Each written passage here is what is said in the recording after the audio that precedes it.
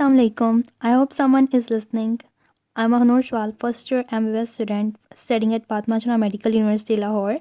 And in this video, I'm going to tell you that how you can prepare for the English, chemistry, and physics portion of the STEP Self-Assessment Test 2020. And since I received many requests from different students who asked me to make a video at how you can prepare effectively for it, and right now I'm recording this video at 1:30 a.m. so please show your support and like, share, and subscribe to the channel with your friends too, and because your support encourages me to do a lot better than before. And so let's start. सबसे पहले हम English portion की तरफ जाएंगे. अब ये video जो है ये बेसिकली फ्रेश स्टूडेंट्स जो हैं उनको ज़्यादा फ़ायदा देगी. तो इसमें जो इंग्लिश पोर्शन है उसमें हमारे पास होता है दो मेजर आते हैं पार्ट्स, एक वोकैबुलरी का और एक ग्रामर का. जो वोकैबुलरी है, अच्छा ये basically I am gonna making it for the fresher students, for the second year students, क्योंकि रिपीटर्स होते हैं उनको तो मेरे ख्याल से काफ़ी हद तक पहले ही पता होता है कि क्या करना है. तो जो फ्रेश स्टूडेंट्स हैं उनको बहुत सारी कन्फ्यूजन्स होती हैं, तो मैं यहाँ पे कुछ क्लियर करना चाहूँगी कि जो इंग्लिश का जो स्टेप का सेट होगा इसमें 10 MCQs आएंगे इंग्लिश में से, और लास्ट ईयर के मुताबिक उसमें से जो 2 MCQs थे वो हमारे आए थे वोकैबुलरी में से. अब वोकैबुलरी में हमारे पास 208 वर्ड्स होते हैं जो हमारे PMC के सिलेबस के अकॉर्डिंग. अब वो वर्ड्स जो हैं उसके इतने ज़्यादा सिनोनिम्स हैं कि आप मेरे ख्याल से मेरी बात माने तो आप उसको इतने ढेरों सारे सिनोनिम्स को याद करने के बजाय अपना टाइम वेस्ट ना करें, because in the end 2 synonyms आने हैं और आपको नहीं पता कि अगर इतना उसको याद करने के बावजूद भी अगर आप उसको ना कर सकें और आपका सारा टाइम ही वेस्ट होगा, तो इससे बेहतर है कि आप इसके ऊपर टाइम ना ज़ाया करें.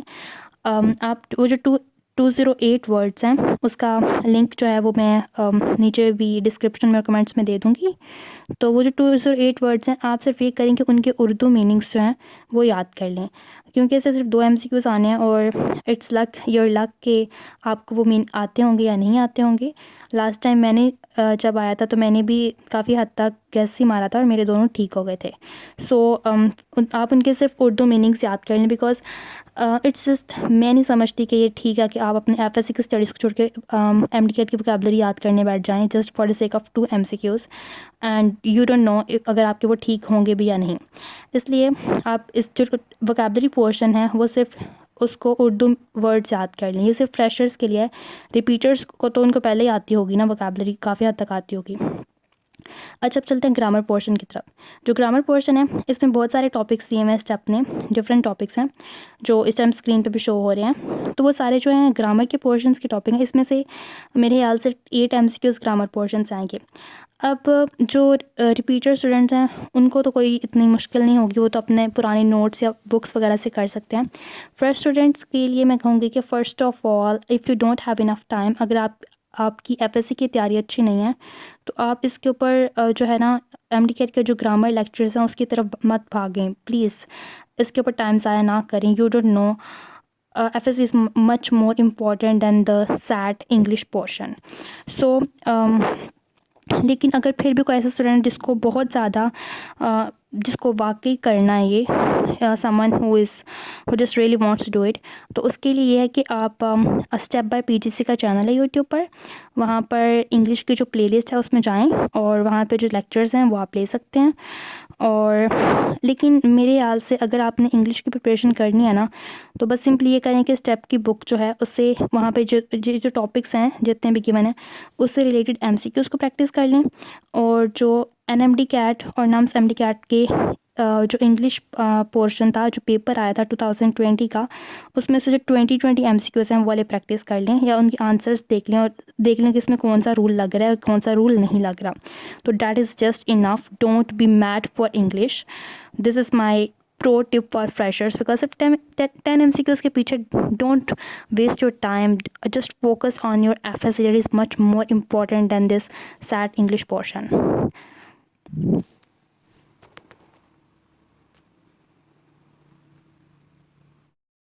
ओके गाइज, सो नेक्स्ट है केमिस्ट्री में जो हमारे स्टेप के सिलेबस के अकॉर्डिंग जो उन्होंने दिया है टेस्ट का सिलेबस, उसमें हमारे पास जो चैप्टर्स हैं वो chapter number 7 to chapter number 11 है सेकेंड ईयर के बुक से. 7, 8, 9, 10, 11 ये जो 5 चैप्टर्स हैं आपके, ये वाले सारे के सारे इंक्लूडेड हैं. और इसमें अब ये है कि मैं आपको कुछ बता देती हूँ कि कौन सी चीज़ें स्किप करनी है, क्योंकि इसमें जो ज़्यादा करने वाली चीज़ें ज़्यादा हैं और स्किप करने वाली चीज़ें कम हैं।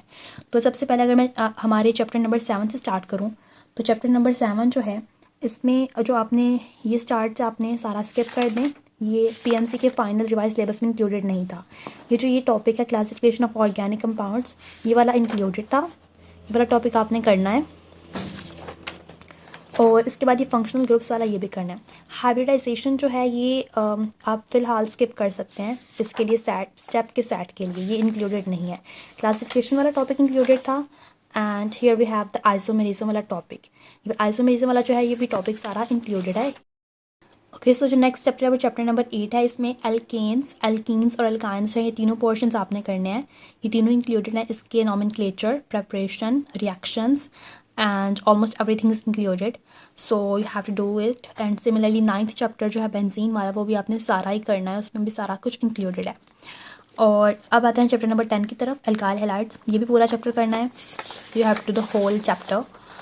और यहाँ पर एंड पे जो ग्रिग्नार्ड रिएजेंट्स हैं, ये क्लियरली सिलेबस में मेंशन नहीं है, लेकिन अगर आप इसको पढ़ लें तो बेहतर है। और अब आते हैं चैप्टर नंबर 11 की तरफ, अल्कोहल्स, फिनोल्स एंड ईथर्स। ये वाला चैप्टर है, यहाँ पर ईथर्स जो है वो वाला टॉपिक इंक्लूडेड नहीं है। अल्कोहल्स और फिनोल्स जो हैं ये दोनों ही इंक्लूडेड हैं। तो ईथर्स वाला जो एंड पे हमारा जो लास्ट पेज है, यहाँ से ईथर्स वाला topic, this is not included, you have to skip this one. लेकिन इससे पहले अल्कोहल्स, फिनोल्स वगैरह ये सारा आपने करना है। और ओके, और चैप्टर नंबर 7 जो है वहाँ पे सिर्फ आपने क्लासिफिकेशन ऑफ ऑर्गेनिक कंपाउंड्स और आइसोमेरिज्म करना है। बाकी आपने क्रैकिंग ऑफ पेट्रोलियम और रिफाइनिंग वाला जो टॉपिक है वो स्किप कर देना है, वो इंक्लूडेड नहीं है। और हाइब्रिडाइजेशन जो है वो भी इंक्लूडेड नहीं है। Functional groups is included. और जो टिप्स हैं इसको करने के लिए वो यही है कि आप सारे को आपने कॉन्सेप्ट से करना है, रट्टा नहीं मारना। रट्टे से ऑर्गेनिक केमिस्ट्री आपको कभी भी नहीं आएगी। और आप ये जो स्ट्रक्चर्स हैं चैप्टर नंबर 7 में कुछ दिए हुए हैं, जैसे कि एरोमेटिक कंपाउंड्स के, और चैप्टर नंबर 9 में भी काफ़ी स्ट्रक्चर्स हैं। वो सारे स्ट्रक्चर्स को आप अच्छी तरह प्रैक्टिस कर लेंगे और आप रिकॉग्नाइज़ कर लेंगे कौन सा स्ट्रक्चर किसका है, तो आपके लिए बहुत आसानी होगी और इस तरह आपका वो पोर्शन क्लियर होगा। और उसके बाद हमारे जो रिएक्शंस हैं, केमिकल रिएक्शंस, वो आपको अच्छी तरह आने चाहिए। आपने अच्छी तरह सारे देख लेने हैं, उनको प्रैक्टिस करें बार बार। रिएक्शंस में जो कैटालिस्ट होते हैं वो आपने देखना है कि कैटालिस्ट चेंज होने से आपका वो जो है रिएक्शन है उसमें भी कितनी चेंजेस आ जाती हैं।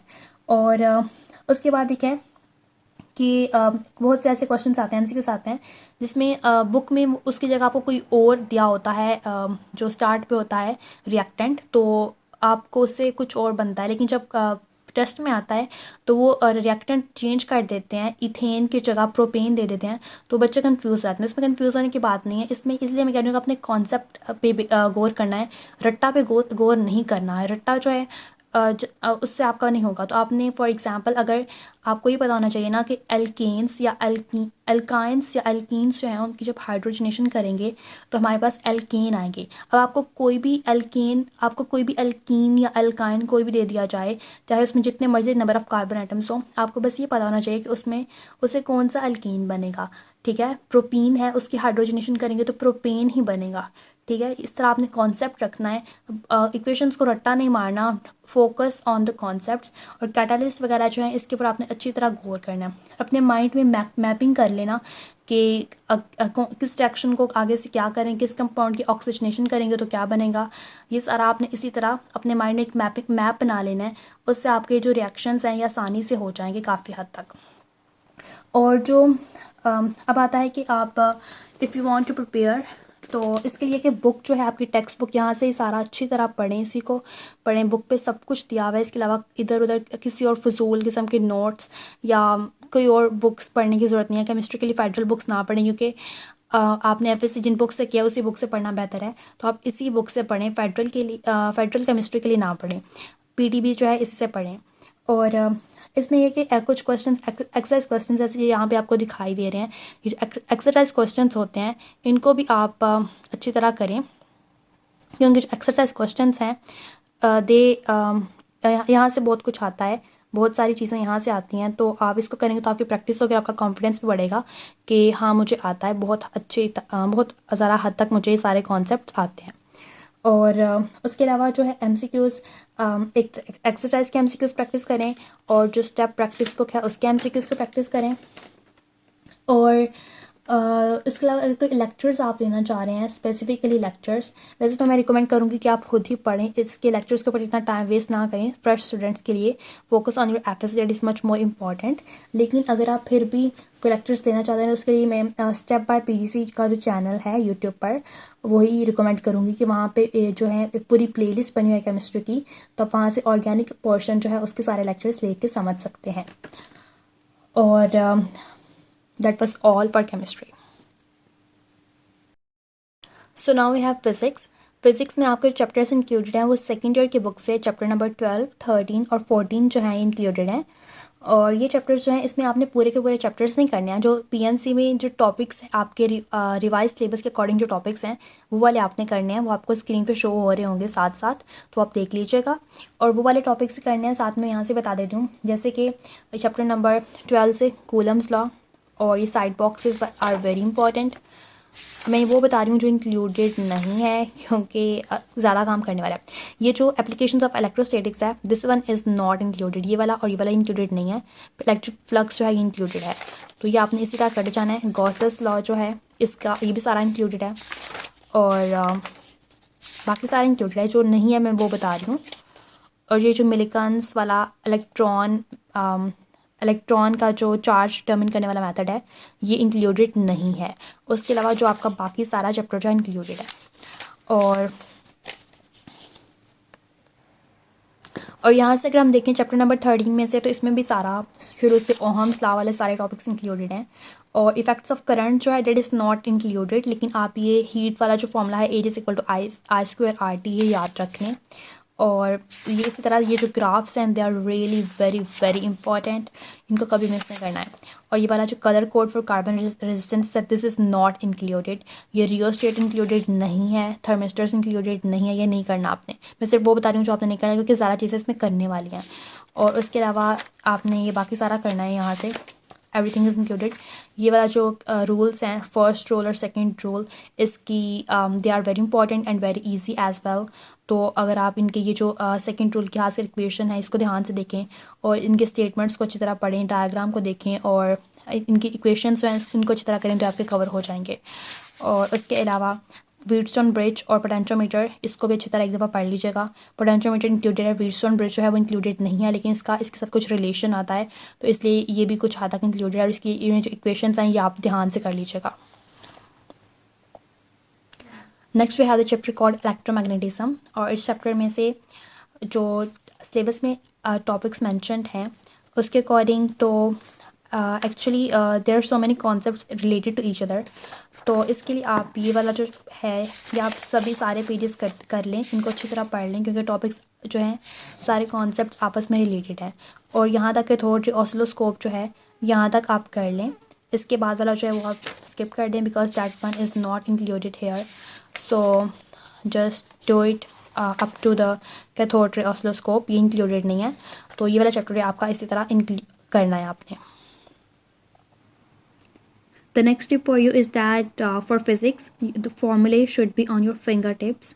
आप एक काम करें, तीनों चैप्टर के जो फॉर्मूले हैं उनको शॉर्ट लिस्ट करें, एक ही पेज या 2 पेजेस पे सारे के सारे फॉर्मूले लिख लें और उसको रिवाइज कर लें, क्योंकि फॉर्मूले आएंगे तो आपके जो हैं न्यूमेरिकल्स हैं वो उसी से फ़ौरन सॉल्व हो जाएंगे। तो फॉर्मूले आपने अच्छी तरह याद कर लेने हैं।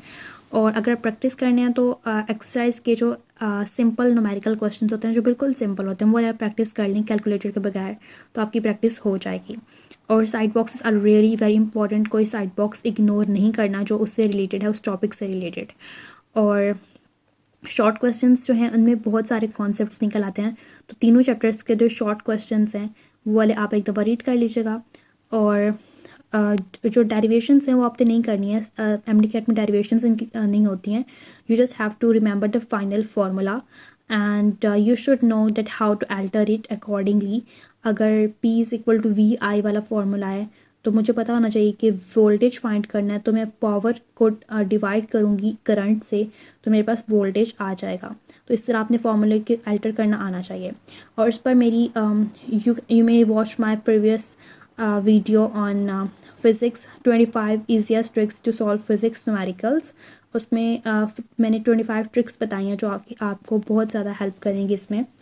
और अब अगर इसका प्रैक्टिस मटेरियल पूछा जाए तो इसका प्रैक्टिस मटेरियल जो है that is you can practice MCQs from the step practice book, and link is given below in the description as well as in the comments, and you may watch my previous videos on the whole step का जो 2020 का जो पूरा ये test है वो मैंने सारा चारों के चारों पोर्शंस को एक्सप्लेन किया है, और प्लेलिस्ट का लिंक भी मैं नीचे दे दूँगी, तो भी आप वहाँ से सारी वीडियोस देखें और इससे आपका कॉन्फिडेंस बहुत हद तक बेहतर होगा, अगर आपको समझ आ जाएगी कि सारे क्वेश्चंस किस तरह आने हैं। And if you like my video then please like it, share with your fellows, and subscribe to the channel because your support encourages me to do a lot better. And thank you so much for watching. Allah Hafiz.